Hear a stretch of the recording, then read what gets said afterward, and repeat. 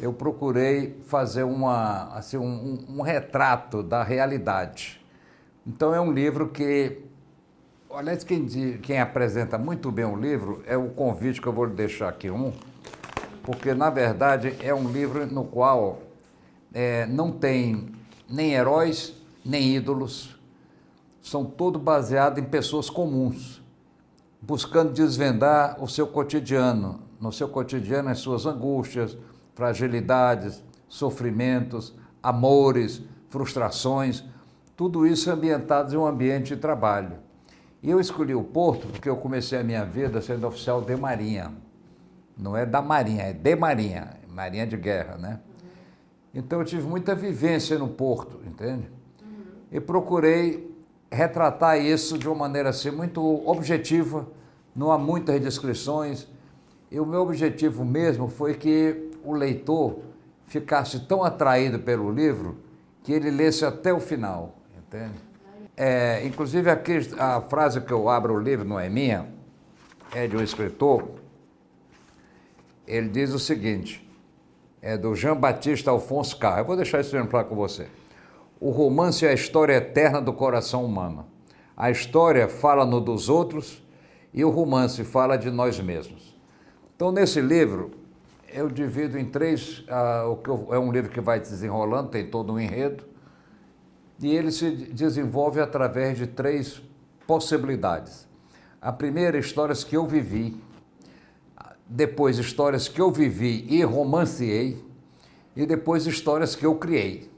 Então vai caber ao leitor o grande desafio de ver onde é que aquela parte do livro se enquadra nesses três tópicos que eu lhe falei, entendeu? O primeiro foi uma biografia do meu pai, que foi Edilson Brasil Soares, que eu escrevi um livro, Edilson Brasil Soares, uma marca na educação cearense.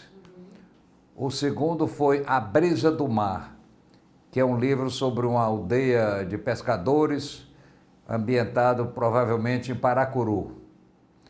O terceiro foi Miscigenação nos Trópicos, na qual eu analiso, do ponto de vista sociológico, as três raças que fizeram a nossa colonização, né? Foram colonizadas.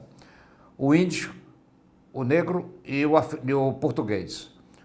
O índio vivia aqui no melhor dos mundos. O índio não trabalhava, não tinha conceito de pecado, viviam nus, tomavam muito banho, os índios eram muito higiênicos, tomavam banho, e quando uma região ficava pobre, eles se mudavam, eles eram nômades, e viviam sem rei e sem lei. Bom, aí depois os africanos, que moravam nas suas terras, mas tinham organização social. Eles viviam num padrão de vida muito pobre, mas tinham lá os seus reis, os seus dirigentes, as famílias constituídas e tal.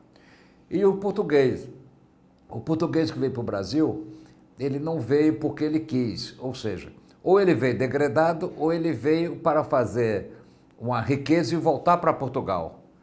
Tanto que eles são até acusados de gostarem de pretas, mas não é verdade, quer dizer, eles podiam até gostar, mas era necessidade, porque não traziam as famílias dele para cá, nem as mulheres. Ao contrário do que houve na civilização americana, que os ingleses levavam as suas famílias. Isso foi uma diferença básica na nossa colonização.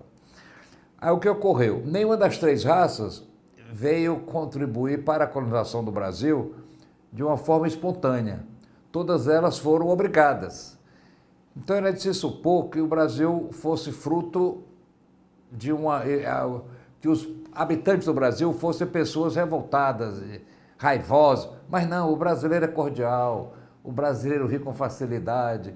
Isso foi uma grande contribuição que os portugueses deixaram para o Brasil. Então, nesse livro, eu estudo isso e uso até uma maneira jocosa de falar, eu sou muito informal, em que é um país tão diferente, em que a polícia rouba, os traficantes se viciam, os cafetões matam por ciúme e as prostitutas atingem o orgasmo. Então não há um profissionalismo assim rigoroso, entende? O brasileiro não gosta de nada, como dizia o Sérgio Buarque de Holanda, nada que seja por escrito, assinar contrato, não, é tudo na base do compadrio, você é meu amigo, então pronto, eu empresto dinheiro, você paga quando puder. Então o brasileiro é um povo muito cordial nesse aspecto, né? O quarto livro foi sobre um grande escritor português chamado Ramalho Ortigão, porque todo mundo conhece o Eça de Queiroz. O Eça de Queiroz era muito irônico em relação à mulher feia, por exemplo, ele era implacável. Ele dizia que a mulher feia era a vergonha da raça, era a tristeza dos irmãos, era a humilhação do marido e o eterno arrependimento dos pais. Então ele era muito irônico, acabava com a mulher. E ele tinha um professor que esse era um homem muito sério, que era o Ramalho Ortigão.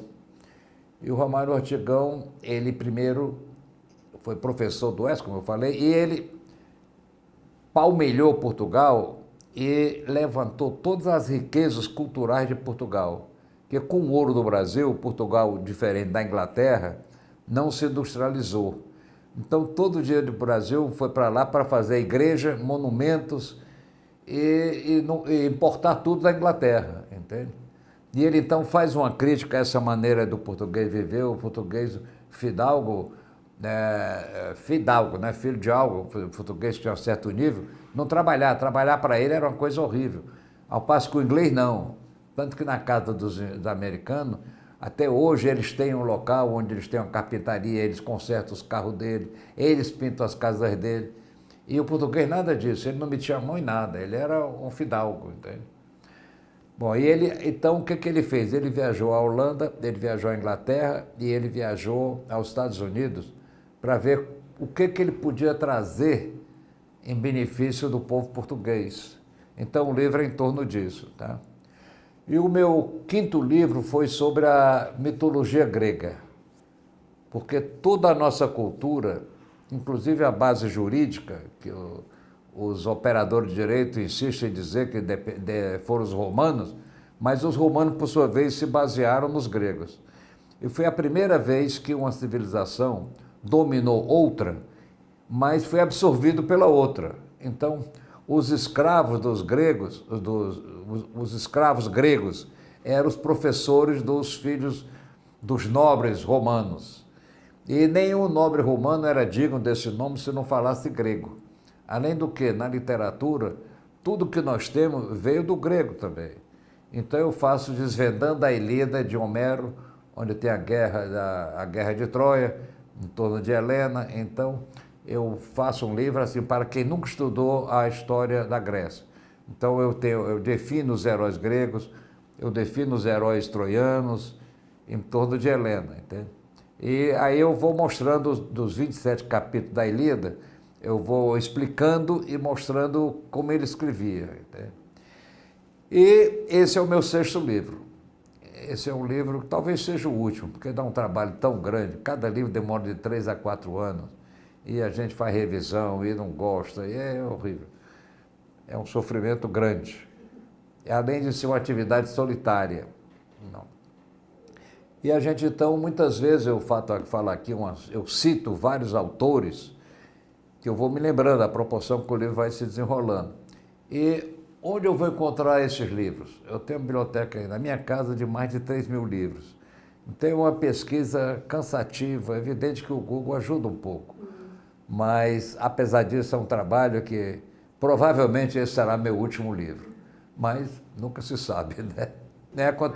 Eu sempre fiz isso, principalmente agora que eu também sou mordomo da Santa Casa e eu vejo a imensa dificuldade do provedor mor, que é o Luiz Marques, para conseguir pagar os remédios, pagar o pessoal, pagar as obras que a Santa Casa precisa. E o trabalho da Santa Casa é incansável, é um trabalho que merece todos os méritos. Eu não ficaria de cobrar os livros dos meus amigos. Então eu junto o útil ao agradável. A doação toda vai para a Santa Casa. Porque infelizmente as livrarias do Ceará não têm espaço para escritores cearenses. Isso é um lamento.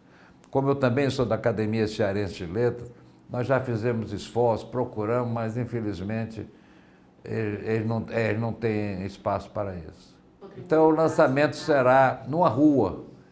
Evidente que eu sendo de academia, sendo o presidente do Instituto Ceará, eu podia fazer em qualquer um clube ou sede das instituições. Mas eu queria dar um caráter bem popular ao livro. Então o livro será lançado na rua Gesto Tabosa, no dia 27, de 18 às 20 horas, tá? 2 horas. Então lá eu autografarei os livros e haverá música popular brasileira e vai servir um coquetel. Não, aí foi o seguinte, eu errei tudo na minha vida. Eu escolhi a profissão errada, eu casei com a pessoa errada, foi terrível. Então eu fui para a Marinha. E na Marinha eu estudei muita matéria de ciências exatas, era matemática, era balística, era mecânica dos fluidos, eletricidade. Mas eu fazia aquilo com um esforço enorme, porque na verdade eu sou um humanista. Aí quando eu saí da Marinha, eu fiquei lá 7 anos, depois eu pedi para sair, eu fui fazer economia. E inclusive eu fui secretário da Fazenda do Rio de Janeiro.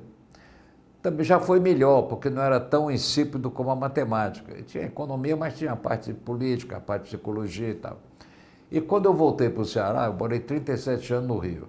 Eu voltei para o Ceará em 93. Aí foi quando eu fui trabalhar no Colégio 7 de Setembro, eu fundei a Faculdade 7 de Setembro, e eu comecei a conviver em academias. Aí eu entrei primeiro na Academia Fortalezense, da qual fui presidente, depois na Academia Cearense de Retórica, depois no Instituto do Ceará, depois na Academia Cearense de Letras. Então, hoje sou presidente do Instituto do Ceará e sou diretor da Academia Cearense de Letras. Aí, em consequência, também entrei para a Associação Brasileira do Bibliófilo, entrei também para a Associação dos Escritores Portugueses. Esse meu livro sobre o Rei Mário Ortigão foi a abertura do ano acadêmico da Universidade de Lisboa, em 2009. Então, foi assim, uma coisa que eu não esperava. Eles descobriram que havia um brasileiro escrevendo sobre Ramalho Ortigão, eu mandei o rascunho do livro, e eles então me convidaram para fazer o lançamento do livro lá. Foi um grande momento. E hoje eu vivo em torno disso, né? Na minha parte profissional, no colégio, na Faculdade 7 de Setembro, e nessas minhas atividades culturais. Entende? Então, cada vez que eu acabo um livro, eu digo, não, esse é o último. Mas depois parece que dá uma comichão nas mãos, aí eu estou no computador já escrevendo. Será que a gente encontra uma pizza de pepperoni uma hora dessa? O Julinho vai ficar super triste se você não comprar aquele videogame. Quero fazer capoeira, judô, karatê. Guia o Estado. Com ele você encontra tudo o que precisa todos os dias da semana e a qualquer hora, com facilidade e rapidez. Acesse o site do Guia o Estado ou baixe o aplicativo e tenha a cidade na palma da mão.